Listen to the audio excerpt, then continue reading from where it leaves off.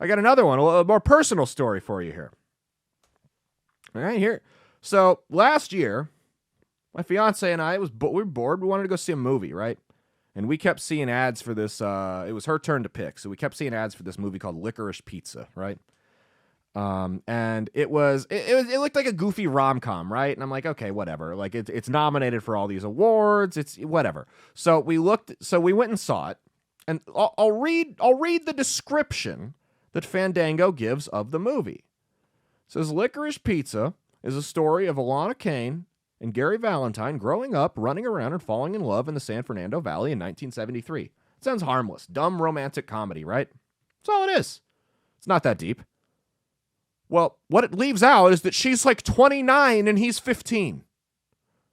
And it was like addressed at the beginning of the movie and then never again. You were just supposed to roll with it. That she was pushing 30 and he wasn't old enough to drive. You were just it's like they were like a 2-year age gap. They treated it like The Notebook for child molesters. Like you were just supposed to roll with it. Yeah, no, it's all good. It's no big deal. Just roll with it. You're just supposed to ignore it. And like they never brought up the age gap again.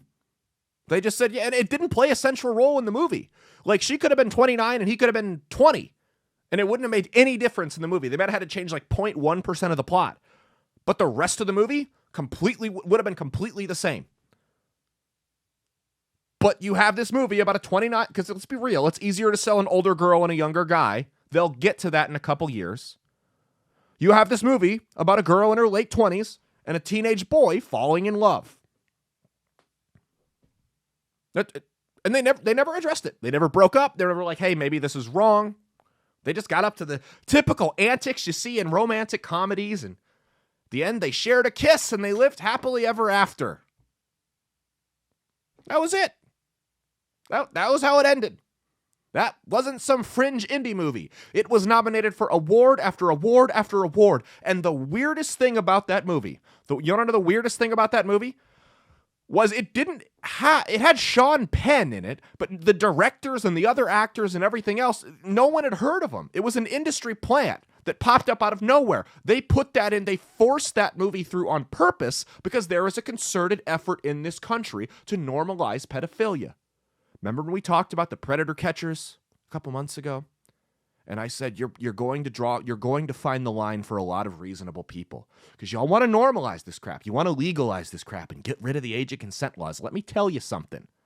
You're going to force a lot of reasonable people's hands. They're going to have to do a lot of unreasonable things. Because if a 30-year-old man wants to date my 14-year-old daughter and he can't go to jail for it now because you've changed the law, he goes to the bottom of the lake. And maybe you'll find him, maybe you won't. And we'll cross that bridge when it comes there.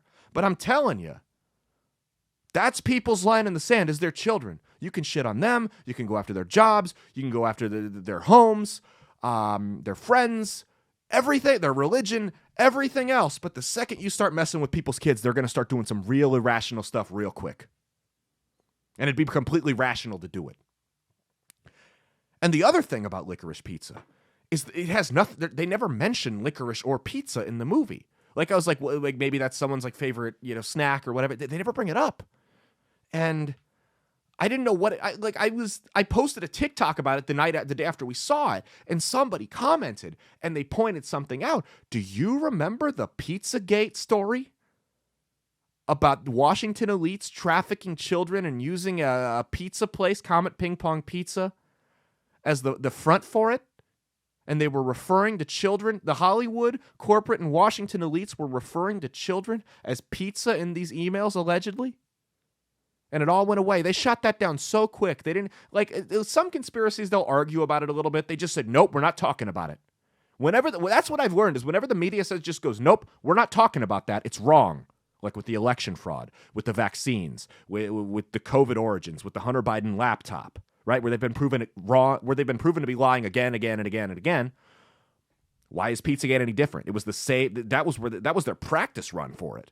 They shut that down so fast. Nope, we're not talking about it. You're wrong. We're not going to tell you why you're wrong. You're just wrong. And then you had a reporter who wasn't anyone famous. He was on a local news station, and he showed all of the, again, disturbing Instagram pictures on the owner of this pizza place's website. He showed the images that they had in their logo as compared to the images that pedophiles use to identify with each other online on the dark web, and they were the same thing.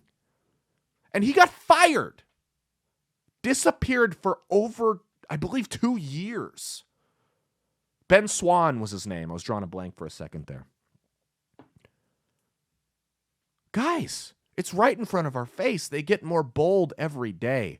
Hey, thanks for watching. If you liked what you saw, be sure to click the link in the description to get the full episode on Rumble. If you prefer to listen along, you can actually get us on Spotify, Spreaker, and iHeartRadio. You can also go to www.outlawstreamers.com to learn more about not just my show, but tons of other great shows and all the exciting projects they have coming up. Follow my socials at Caleb Isn't Funny on Twitter and Instagram, at Caleb Salvatore Comedy on the Chinese spy app that is TikTok, and be sure to like and subscribe to this YouTube channel. Thanks, and we'll see you every Saturday for brand new episodes of That's Based. Peace.